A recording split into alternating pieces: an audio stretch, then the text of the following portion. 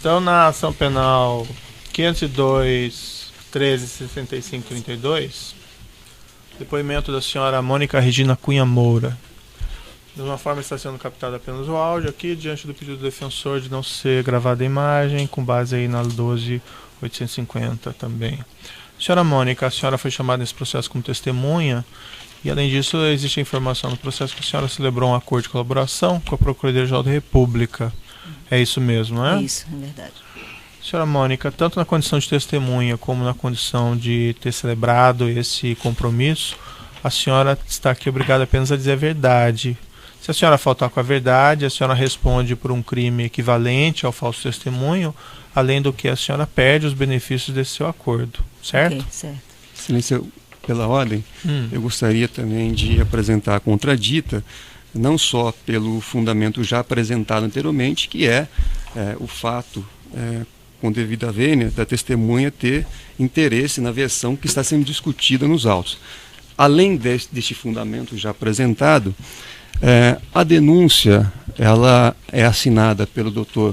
Diogo Castor de Matos, sendo que a testemunha teve assessoria jurídica do escritório Delivar de Matos, que é também irmão de um dos procuradores que assina a denúncia. Então, agrego este fundamento para apresentar a contradita. Alguma consideração? O Ministério Público não vislumbra nenhum tipo de parcialidade nessa testemunha, prestar depoimento e dizer a verdade dos fatos, como ela já prestou compromisso perante o acordo de colaboração, no momento de firmar o acordo de colaboração, já homologado, inclusive, pelo Supremo Tribunal Federal. Então, reiterando aqui o que foi colocado anteriormente também, a 12.850 ela é clara e expressa no sentido de que quem assina acordo de colaboração tem que depor como testemunha e sob compromisso de dizer a verdade. Então, a pretensão da defesa me parece que ela contraria a letra expressa da lei. De todo modo, isso não impede que seja questionada a credibilidade. No que se refere à questão de um suposto relação entre advogado e o procurador, eu não vejo nexo com contradita. A defesa, se quiser, que apresente algum questionamento e esclareça qual que é a relevância jurídica disso para esse processo. Mas quanto ao depoimento, não vejo relação. Certo? Então, senhora Mônica, superadas essas questões, mais uma vez eu reitero à senhora o seu compromisso de dizer verdade aqui nesse processo. Também vou colocar claro para a senhora que o que interessa aqui à justiça é a verdade. A senhora não está aqui nem para confirmar a acusação, nem para confirmar uma tese da defesa. O juiz só quer saber da verdade dos fatos, certo? Certo. Então a senhora não deve aí exagerar, a senhora não deve também excluir nada que seja do seu conhecimento. Se a senhora não souber algo que lhe foi indagado, a senhora diga simplesmente que não sabe, Okay. certo? Certo. Ministério Público. Boa tarde, senhora Mônica, Boa tudo tarde. bem? Senhora Mônica, antes de tudo, informo a senhora que um depoimento que o senhor prestou no processo 505.4993288.2016 foi juntado a esses autos no anexo 408 do evento 2. O senhor confirma o teor daquele depoimento que o senhor prestou anteriormente ao Dr. Juiz Moro? Sim, enfim. Ok. Qual que é a profissão da senhora, doutor? Eu sou empresária na área de publicidade. A senhora e seu marido trabalharam junto numa empresa chamada Polis, não é isso? É nossa empresa. Qual que era a atividade realizada pela empresa? Marketing político. Produção e criação de campanhas políticas. Ok. E como era a divisão de atribuições entre o senhor e seu esposo? Entre a senhora e seu esposo, desculpa. O João sempre cuidou da parte criativa, estratégia política, condução de produção, enfim, a parte de criação. E eu sempre cuidei da parte operacional e financeira da empresa. Ok. Nessa atividade aí que a senhora colocou de marketing político, é isso? Uhum. A empresa da senhora e do seu marido, eles receberam pagamentos que foram não contabilizados? Sim. A senhora poderia me explicar um pouco sobre isso? Em todas as campanhas que fizemos, e gostaria de reiterar aqui o que já falei outras vezes, tanto perante o excelentíssimo senhor juiz, quanto na época da minha colaboração, não existe campanha política no Brasil sem dinheiro não contabilizado, ou quer dizer, caixa 2. Não se faz. Se alguém disser que faz, não está falando a verdade. Isso eu só quero reiterar isso, porque isso é importante que seja colocado no contexto geral de tudo que aconteceu. Então, nós dois trabalhamos em várias campanhas, a nossa empresa prestou serviços em várias campanhas a vários candidatos de vários partidos, não trabalhamos só para o PT, vários partidos, no Brasil e fora do Brasil. E no Brasil, especialmente, todas as campanhas que nós fizemos para todos os partidos que trabalhamos, desde que começamos a trabalhar com a nossa empresa, foi feito com pagamentos oficiais e pagamentos não contabilizados, sempre. Ok. E os pagamentos não contabilizados, como eles eram recebidos? Em dinheiro, às vezes em dinheiro entregue em mãos, depósitos feitos no exterior, essas duas formas, na verdade, ou dinheiro entregue em mãos no Brasil, ou depósitos em conta no exterior. Ok. Sobre depósito no exterior, qual era a conta utilizada para vocês receberem valores não contabilizados? O João tinha uma conta na Suíça chamada Shellbill, a empresa chamava-se Shellbill, uma conta desta empresa. Desde 1998 existe essa conta e nós recebemos nessa conta do João. Ok. Essa conta recebeu pagamentos não contabilizados do Grupo Odebrecht? Sim. Eu poderia circunstanciar, por favor? Bom, isso aconteceu desde 2006. Nosso primeiro contato com a Odebrecht foi na campanha de reeleição do presidente Lula, em 2006. Nós fizemos a campanha e nesta eleição nós já recebemos uma parte oficial e uma parte Caixa 2. Okay. E a Odebrecht pagou exatamente essa parte em Caixa 2 nesse ano. Foi o primeiro ano que nós tivemos relacionamento com a Odebrecht. E pagou uma parte no Brasil e uma parte em conta no exterior. E daí por diante, todas as campanhas que fizemos, não só para o PT, gostaria de colocar isso sempre, todas as campanhas que fizemos, nós tivemos esse tipo de pagamento. Okay. A maioria das vezes com a Odebrecht, colaborando com os partidos. Quem era o contato dentro do Grupo Odebrecht? Primeiro, logo no início de 2006, era o senhor Pedro Novis. Foi o meu primeiro contato para acertar os pagamentos. Logo depois, acho que se não me engano em 2010, mais ou menos, talvez um pouco antes, 2010, a campanha de 2010, o Novis saiu, pelo menos do meu circuito, não sei se ele saiu da empresa ou não, e me foi apresentado o senhor Hilberto Mascarenhas. Foi com ele que eu passei a tratar desses pagamentos. Ok. Mais alguém além deles? Não, assim, o contato, quando eu digo contato de acerto, né? A pessoa que comandava, digamos assim. Quer dizer, eu imagino que a ordem devia vir lá de cima, de Marcelo, eu não sei de quem, nunca tive contato com ele. Mas o meu contato era com o Hilberto como diretor. Depois ele me passava para uma pessoa chamada Fernando Migliaccio, que era um operador. Ele operacionalizava os pagamentos junto comigo, como é que ia ser, onde é que entregava, datas, enfim, a parte prática. Então eu tive contato com o Hilberto e com o Fernando Migliaccio, apenas. A senhora conheceu Maria Lúcia? Sim, conheci. Lúcia. No escritório da Odebrecht, sim. E Maria Ângela? Lúcia. Ângela também, E sim. qual que era o tipo de contato com elas? Eventualmente, quando eu precisava falar com o Hilberto, eu entrava em contato com Maria Lúcia. Às vezes ela me avisava de pagamentos, de datas, que eventualmente podia mudar alguma coisa do que eu tinha acertado pessoalmente. Ela às vezes entrava em contato para me avisar, enfim, alguns contatos assim esporádicos, mas durante todo o período em que tivemos esse contato com a Odebrecht, eu sempre falava com Maria Lúcia. Ângela muito menos, Maria Lúcia mais. Ok, e esses contatos com ela eram para pagamentos não contabilizados? Sim, esse pessoal que o senhor mencionou, sim. Migliaccio, Hilberto? O nosso contato com a Odebrecht era só isso, só esse exatamente. Eles faziam os pagamentos de Caixa 2 da parte da campanha que não era contabilizado, que o partido não podia ou não queria pagar por dentro, como se chamava.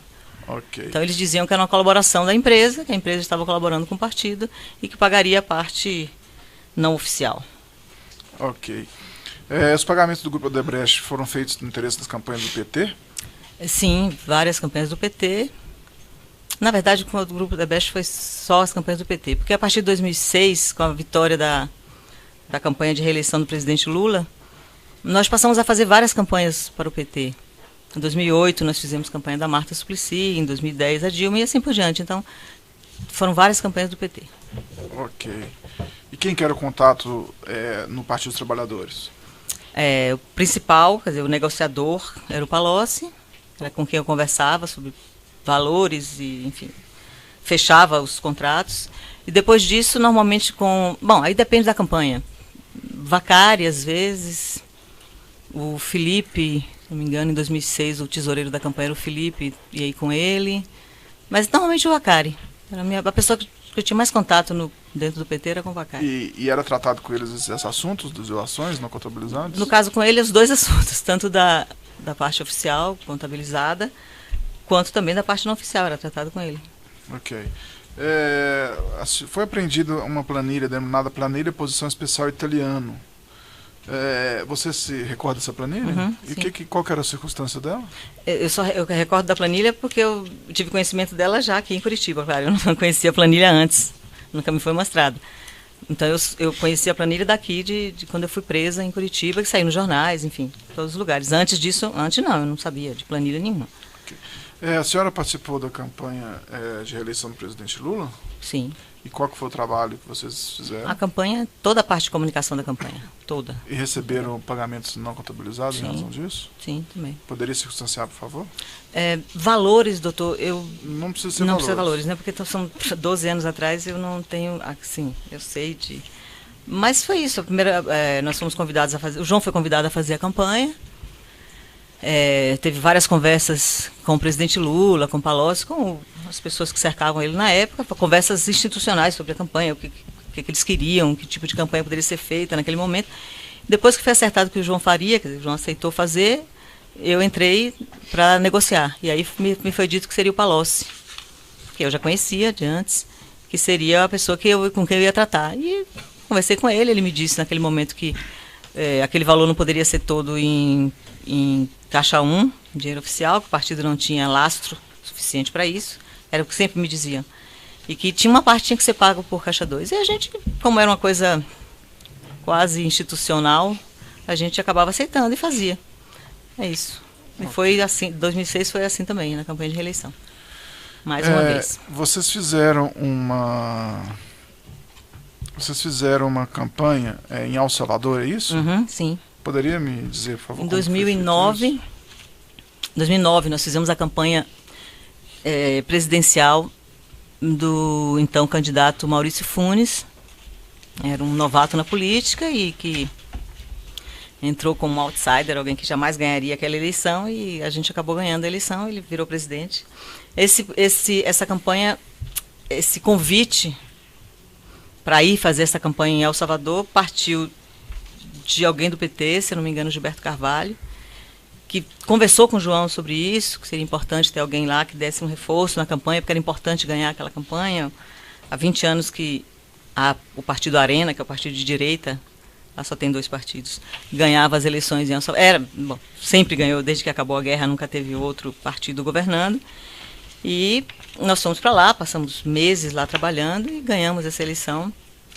Mas, na verdade, o convite partiu, não é o convite, vamos dizer assim, nós somos, o PT tinha interesse, claro, não só em El Salvador, como em vários países da América Latina, que a esquerda ganhasse as eleições, e convidou o João achava que o João seria um reforço interessante para fazer essa campanha. E o Partido Trabalhador, de alguma forma, financiou essa campanha? Não. Assim, de alguma forma, sim, porque foi uma campanha difícil, muito difícil, com pouco dinheiro. Um partido mínimo que não tem dinheiro, não tinha, né? Eles agora estão no poder, até hoje. E o PT intermediou, eu negociei com o Palocci isso, inclusive, que a Odebrecht pagaria uma parte dos nossos valores. Foi uma campanha muito barata para os nossos padrões, porque a gente fez mais por... primeiro que seria um case interessante para o nosso currículo, muito interessante. Se ganhássemos, seria muito interessante, como foi. E por vários motivos. Simpatia quando conhecemos o candidato e a mulher dele, uma brasileira, o pedido do presidente Lula, enfim. O presidente Lula. Porque Gilberto Carvalho disse que o presidente Lula tinha interesse que o João fosse. Ok. E como que foi a participação da Odebrecht? Ela pagou, na época, $1,5 milhão, que foi a nossa parte que nós cobramos para fazer a campanha.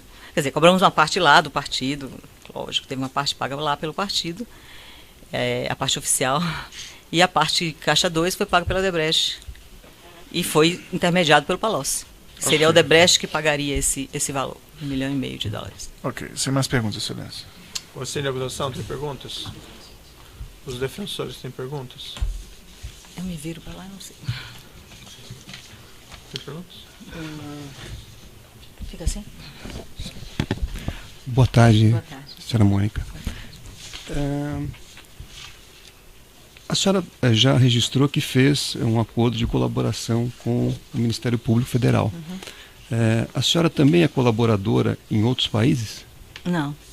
Oficialmente não. Não tenho colaboração. Não, né? Não. A senhora tem tratativas em outros países? Não. Perfeito.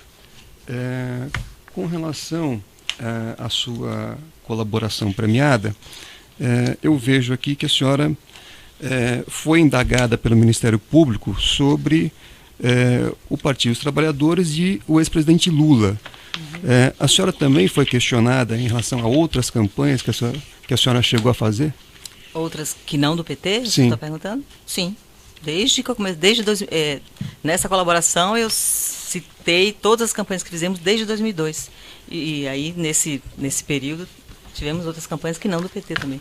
Sim. E nós contamos também. E a senhora começou a atuar nessa área em 2002? Não, eu atuo nessa área há muitos anos. Não vou dizer quantos que pega mal para mim. Mas nossa empresa surgiu em 2002. A empresa Polis Propaganda, criei com o João em 2002. Então, a partir daí é que eu passei a coordenar a parte financeira. Antes eu era um funcionário, eu trabalhava para vários marqueteiros do país. Certo, mas também na área de campanha. Sempre na área de campanha. Sim, eu trabalho há muitos anos na área de campanha política. Certo. Na área de criação. Depois é que eu passei a ser administradora. Certo. Com relação a essa campanha de El Salvador que a senhora fez referência, a empresa da senhora foi remunerada para fazer essa campanha? Foi remunerada. A empresa da senhora era a Polis? A Polis. Polis. Uhum. A senhora chegou a ter contato com o advogado Rodrigo Tacla Duran? Não, nunca ouvi falar nele agora pela imprensa, agora quer dizer, dos 2 últimos anos pela imprensa. Certo. Não conheço, não conhecia, nunca tinha ouvido falar na vida.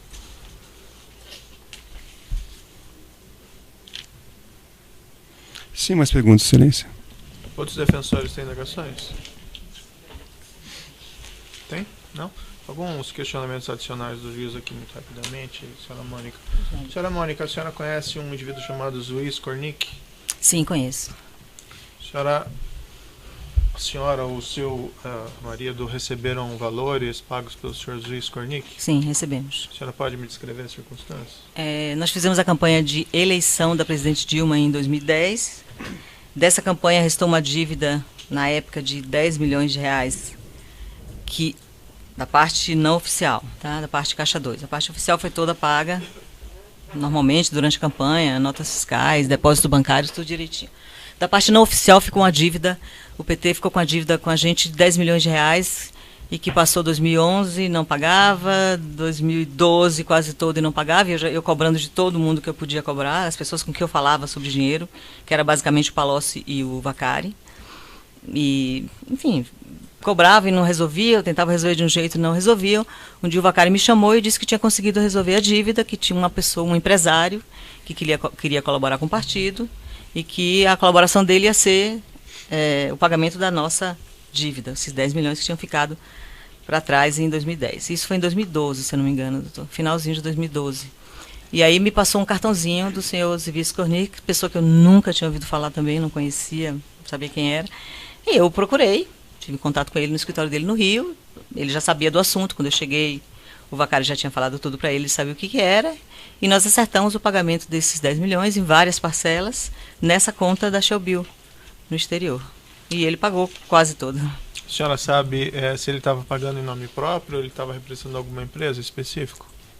Isso na época dos fatos? Não, eu não sabia se ele estava pagando. Eu achava que ele estava pagando em nome próprio. Ele tinha uma empresa, né? Porque quando eu visitei num escritório no Rio de Janeiro, percebia-se que era uma grande empresa, que eu não conhecia. E o cartãozinho dele também tinha o nome da empresa. Mas ele me disse que ele ia pagar. Sim. E quando eu entrava na conta, eu tinha acesso esporádico a esses extratos, não aparecia o nome dele, mas aparecia o nome de um banco. Não aparecia o nome de uma empresa, aparecia o nome de um banco. A senhora mencionou quanto à campanha de 2006 de reeleição do ex-presidente Luiz Inácio Lula da Silva, que a senhora não saberia dimensionar os valores. Mas falando em valores aproximadamente, nós estamos falando aqui de milhares de reais ou milhões de reais? Ou menos, o valor total da campanha, mais ou menos 18 a 20 milhões de reais. E quanto de Caixa 2? Mais ou menos 10 milhões em Caixa 2 e 8 milhões mais ou menos, em oficial. A senhora conhece um indivíduo chamado Fernando Bittar? Não, só de nome. Nunca vi. E esses pagamentos de Caixa 2, do Sr. Zui, da Odebrecht, a senhora tinha uma ideia do que eram esses pagamentos, se eles tinham relação com alguma coisa? Eu sempre imaginei, Excelência, que por terem muitas obras de governo, muito trabalho, a Odebrecht tinha várias obras no governo Lula, na época já tinha, em 2006, depois Dilma, 2010 e 2012, sempre, que era, na verdade, uma coisa muito comum, não só no Brasil, nos Estados Unidos, em vários outros lugares, as empresas colaboram com os partidos, doando dinheiro, ou doando, enfim, pagando, e tanto de forma oficial e de forma não oficial. Eles doam tanto em Caixa 1 como doam em Caixa 2. Então, eu imaginava que era por interesse em manter o seu grande cliente, governo, eles colaboravam pagando campanha, não só campanha, eles pagavam várias coisas, né? Não é só o marketing político que recebe em Caixa 2 uma campanha. Todas as áreas de uma campanha política recebem em Caixa 2. Esse pagamento Caixa 2 não era vamos dizer, era uma decisão deles ou era uma decisão da senhora e do senhor João? Absolutamente deles. Eu lutei bastante para conseguir. Tanto é que no último, se a gente fizer observar os últimos anos, quer dizer, desde que a gente começou, eu consegui cada vez mais aumentar o valor do Caixa 1. Para mim era muito mais, claro que era mais caro, mas não interessava, era menos risco, era muito mais tranquilo, se trabalhava de uma forma completamente sem perigo, eu não tinha que carregar mala de dinheiro para lugar nenhum, eu não tinha que sair depois, enfim, era absolutamente dos partidos, sempre. Todos tinham o mesmo discurso de que tem um teto, de que existe um limite, que o marketing político é muito caro e que o valor total não pode ser pago, enfim.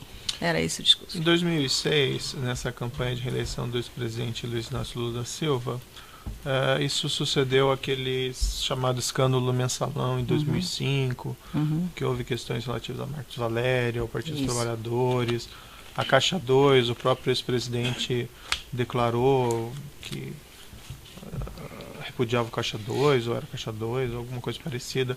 Havia alguma discussão nesse sentido? Isso não levou a alguma, vamos dizer assim, evitar esse tipo de situação em 2006? Sim, eu não participava das reuniões com o presidente Lula, nunca, mas o João, durante alguns meses a gente já trabalhando, porque uma campanha se começa com muito tempo antes, não é? Se chega em outubro e começa a trabalhar, é muito tempo antes. O João várias vezes comentou isso, não com Lula exatamente, não sei, mas com Palocci, com outras pessoas do risco de ter acabado de passar pelo que passaram. Justamente a campanha era uma campanha dificílima, porque a imagem do presidente Lula estava bastante abalada naquele momento por conta do Mensalão, tanto é que haviam prognósticos de que jamais ele conseguiria se reeleger, era o que se dizia na época, inclusive chegaram a falar que ele tinha que abdicar é ótimo, de renunciar, enfim. Então, João teve essas conversas com eles várias vezes de que é um risco, eu não quero isso, não vou me meter nisso. Durante algum tempo ele conseguiu dizer que não ia fazer assim, que ia fazer, mas você acaba aceitando e fazendo. Enfim. Mas fizeram do mesmo jeito, então?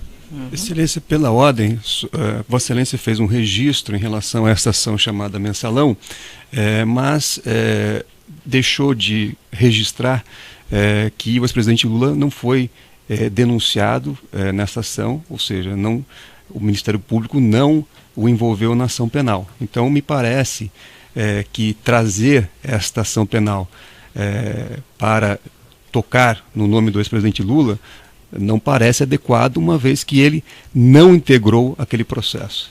Certo, fica registrado aí. De todo modo, eu falei de escândalo do Mensalão, que não se confunde exatamente com o objeto específico da ação penal, mas fica registrada a posição do defensor, embora o juiz faça as perguntas que ele entender que sejam pertinentes para o processo. A senhora mencionou esses contatos, essa preocupação, mas a senhora presenciou essas conversas do senhor João Santana? Não, eu não participava dessas reuniões de cúpula, vamos chamar assim, nunca participei. Era sempre o João. A senhora mencionou rapidamente aqui, mas a senhora não tinha contato então com esse presidente? Depois que a gente começou a fazer a campanha, eu tinha contatos assim, nas gravações, a gente ia gravar com ele, eu participava de tudo isso. Eu tinha um contato social, vamos chamar assim, que ele ia no estúdio, na produtora onde a gente trabalhava, a produtora que eu montei em Brasília, ele ia lá gravar com a gente, ficava com ele conversando um tempo, mas nas reuniões de cúpula, nas reuniões de decisões políticas, estratégicas, eu nunca estava. Mas eu tive contato com ele, claro, certo. mas assim, dessa forma. E sobre esses pagamentos, as dívidas, esses valores, a senhora teve alguma conversa com o ex-presidente? Nunca. Eu nunca falei de dinheiro com o presidente Lula. Nunca falei valores, ele também nunca tocou no assunto comigo, nunca negociei nada, nunca cobrei nada dele. Meu contato sempre foi com o Palocci, acima, era o meu contato mais, hierarquicamente mais alto. E depois do Palocci, o Vacari, enfim, outras pessoas do partido, mas o presidente Lula nunca. Tá certo. São as indagações do juízo, então pode interromper a gravação.